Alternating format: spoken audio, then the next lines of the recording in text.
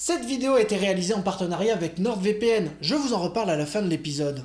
Bonjour à tous, c'est JD, vous êtes sur Asclépios et aujourd'hui je vais vous parler de Saint Antoine d'Égypte. On l'appelle aussi Antoine le Grand, Antoine l'Ermite, Antoine du désert, Antoine fond du ski, Antoine à la campagne. C'est le genre de mec que personne ne connaît au premier abord mais qui est sur toutes les peintures médiévales. Un des piliers fondateurs du christianisme et un des mecs qui a marqué l'humanité et qui va même donner son nom à une peste. Alors accrochez-vous à votre slip parce qu'aujourd'hui, on va débunker la Bible. Alors on va remonter assez loin puisqu'on va s'intéresser au 3e siècle après Jésus-Christ. Et à cette époque, en termes de biblio, on a surtout des textes liturgiques et vachement de trucs romancés. Donc vous nous excuserez les imprécisions pour cette fois. Donc, quelques mots du contexte dans lequel Antoine commence sa vie. Antoine, c'est le fils de riches agriculteurs de la ville de Fayoum, dans l'actuelle Égypte. Un détail important, c'est que dans sa famille, à Antoine, ils sont chrétiens, mais du genre bien chrétien quoi. Et chrétien à cette époque dans l'Empire romain, c'est chaud. Au 1er siècle, on s'en fout globalement de ce que tu fais dans ta maison, tu fais ce que tu veux. Au 2e siècle, quand tu veux pas honorer le culte impérial, eh ben on te persécute, on te jette au lion, on te supplicie de plein de manières sordides. Et à partir du 4e siècle, des édits de tolérance sont proclamés, parce que la religion prend de l'ampleur, jusqu'à devenir la religion officielle de l'Empire sous Constantin. Donc en 250 après Jésus-Christ, c'est un peu entre les deux. C'est moins de 5% de la population de l'Empire, et même si ça commence à devenir à la mode, tu peux toujours te faire savater la tronche si on te sent moyennement impliqué dans le respect du culte impérial. Parce que oui, à l'époque, l'Égypte c'est aussi l'Empire romain, et l'Empire romain, il est carrément étendu. Donc revenons à notre Antoine qui vit sa vie dans son patelin dans l'actuelle Égypte. Il est orphelin depuis peu, lorsqu'il atteint 18 ans. Ouais, parce que l'espérance de vie dans le désert au 3e siècle, c'était pas ouf. Et un beau matin, il entend un verset de l'évangile de Matthieu qui dit « Si vous voulez vous rapprocher de la perfection, vendez tout ce que vous avez, donnez-le aux pauvres et suivez-moi. » Et comme il est particulièrement chaud, quand il entend une phrase un peu cool, eh ben il la suit à la lettre. Comme ça. Donc il laisse tout son barda aux pauvres, abandonne son exploitation, installe sa sœur dans une communauté féminine appelée les Vierges Consacrées, et il part à l'aventure dans le désert avec une haire en crin, une sorte de chemise en poil dur ou piquant qu'il porte exprès pour faire pénitence. C'est un peu comme si vous portiez un gros pull en laine, mais avec rien en dessous. Exprès pour que ça vous gratte bien. Donc il part avec son baluchon et presque rien dans le désert. Et ça tombe assez bien parce qu'en Égypte, du désert, c'est pas ça qui manque. Le seul problème, c'est qu'il veut bien suivre le Christ, mais comme il est un peu mort depuis 250 ans, il faut arriver à trouver la voie de Dieu par soi-même. Pour cela, en premier, il veut apprendre à être un ermite. C'est-à-dire qu'il s'installe dans la cabane d'un vieux afin d'apprendre à vivre de pas grand-chose. Non parce que son bouquin préféré l'a dit, alors pourquoi pas. Et il apprend les principes de l'ascétisme. L'ascétisme, c'est qu'il faut que votre corps, votre enveloppe charnelle, en chie bien comme il faut pour que votre esprit se rapproche de Dieu. Et dans le cas présent, ça consiste à manger un repas par jour, refuser les plaisirs charnels, porter des vêtements qui piquent, faire quelques travaux manuels et passer le reste de son temps à prier. Bon, en termes d'aventure, c'est pas encore le Seigneur des Anneaux, mais on fait avec ce qu'on a. Et là, il se dit, franchement, je me suis bien rapproché de Dieu, là. Mais il veut essayer de faire monter le niveau, donc il se barre encore plus loin dans le désert. Et il se trouve une grotte à Sété, dans un ancien tombeau égyptien utilisé du temps des pharaons. En termes de bouffe, ça devient encore plus sévère. Parce que vu qu'il s'enfonce dans le désert, c'est pas comme chez nous. On peut pas prendre la bagnole le samedi matin, faire ses courses et remplir le frigo, non. Il se fait livrer par un collègue, une fois par mois, un sac de farine de seigle, du sel, de l'eau et quelques dattes pour le plaisir. Et là vous me dites, ouais mais c'est bien sympa JD, on est bien content pour lui, mais on s'en tamponne grave d'un vieux mec qui bouffe du pain de mauvaise qualité dans une grotte au fin fond de l'Égypte. Assieds-toi et tais-toi, parce que c'est maintenant que Saint Antoine va commencer sa véritable aventure. En effet, à force de privation, de méditation et de prière, il va commencer à connecter sévèrement avec le divin, mais pas exactement comme prévu. Antoine, il va avoir des visions démoniaques, des démons de toutes sortes et de toutes formes. Il décrit des diables avec des têtes de bêtes sauvages, de lions, de loups, d'oiseaux de proie, de serpents qui vont lui dévorer les chairs. Il a aussi les visions de femmes lascives et lubriques qui vont essayer de le tenter du péché de la chair.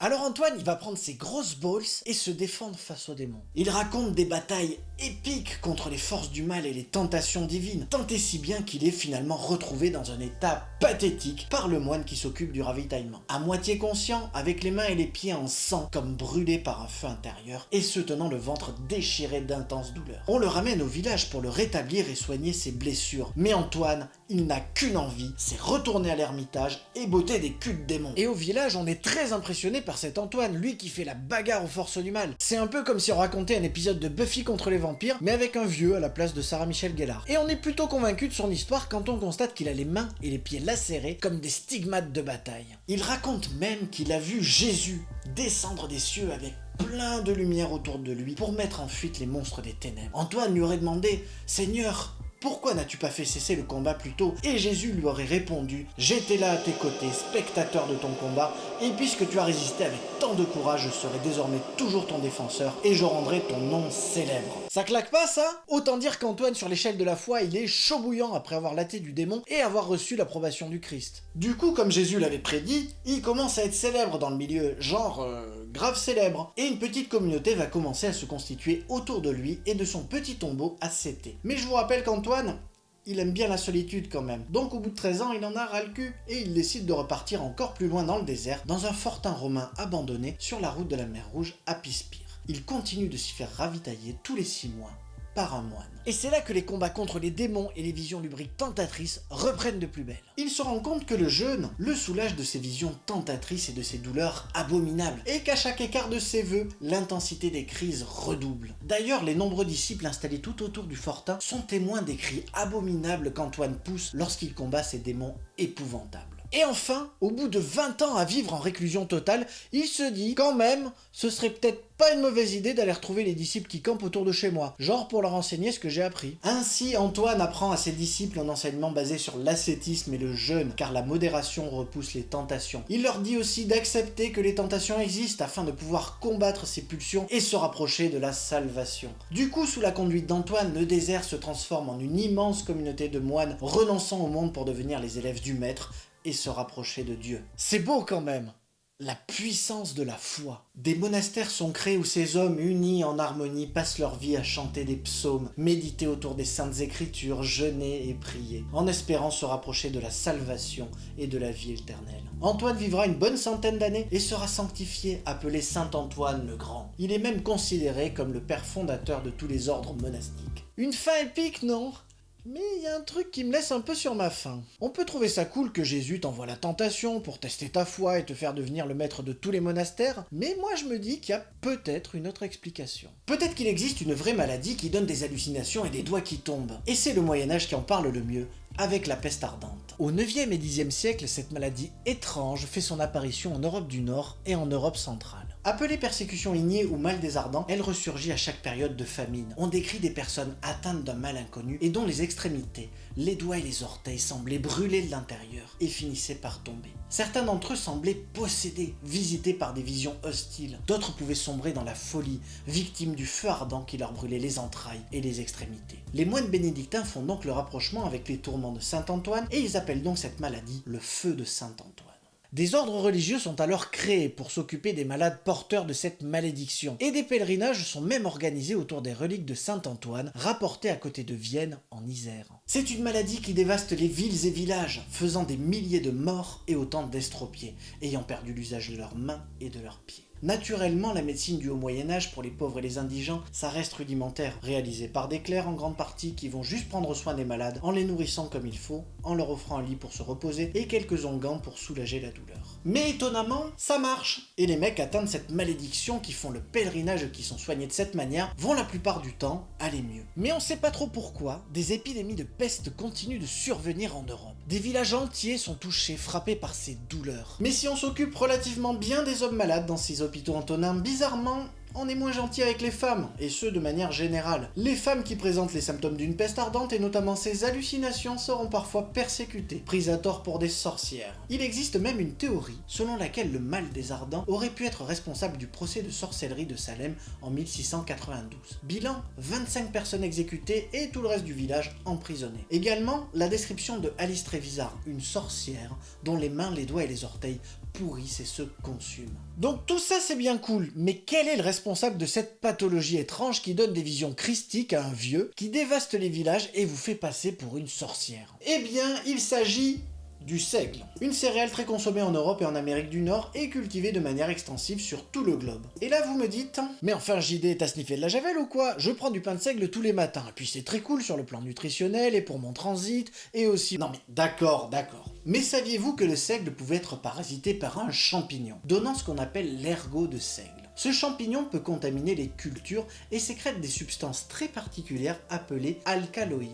On va pas rentrer dans les détails de la chimie, mais sachez qu'une des molécules fabriquées par ce champignon provoque une vasoconstriction intense. C'est-à-dire que les artérioles vont se contracter, se resserrer jusqu'à empêcher le sang d'y circuler totalement. Et cet effet va concerner essentiellement les vaisseaux les plus petits, ceux qui se trouvent au niveau de nos extrémités. Les doigts et les orteils peuvent alors s'ischémier, c'est-à-dire ne plus être vascularisés. Puis vu que les tissus ne sont plus oxygénés, ils vont nécroser. On parle alors de gangrène sèche. De même, cette vasoconstriction peut concerner les artères des intestins et entraîner les troubles digestifs que nous avons décrits. Ainsi, les patients qui voient leurs extrémités se nécroser, victimes de ces douleurs intenses, se décrivent comme brûlant d'un feu intérieur. Mais les alcaloïdes ont un deuxième effet stupéfiant, c'est leur effet psychotrope. En effet, un dérivé alcaloïde issu de ce champignon est particulièrement connu pour ses effets hallucinogènes. Et il est même à la base d'une drogue de synthèse, le diéthylamide d'acide lysergique, aussi appelé LSD, particulièrement prisé dans la communauté hippie des années 60 et 70. Ce qu'on appelait peste ardente prend aujourd'hui le nom d'ergotisme ou d'intoxication à l'ergot de seigle. Et il est amusant de noter que les sacs de farine de seigle de notre bon Antoine, avec lequel il se faisait un petit peu de pain, eh ben ils étaient probablement ergotés. Et si Antoine a pu survivre à son empoisonnement par l'ergot de seigle, c'est justement parce qu'il en mangeait peu, et qu'à chaque fois qu'il prenait un morceau de pain un peu trop gros, il était immédiatement puni par des douleurs intenses et des hallucinations. On comprend ainsi pourquoi au fil des années, il s'était persuadé que le fait de jeûner le préservait des tentations. Et nos paysans malades du Moyen-Âge suivaient une diète très spécifique imposée par les clercs appelée diète antonine, qui intuitivement ne contenait jamais de seigle.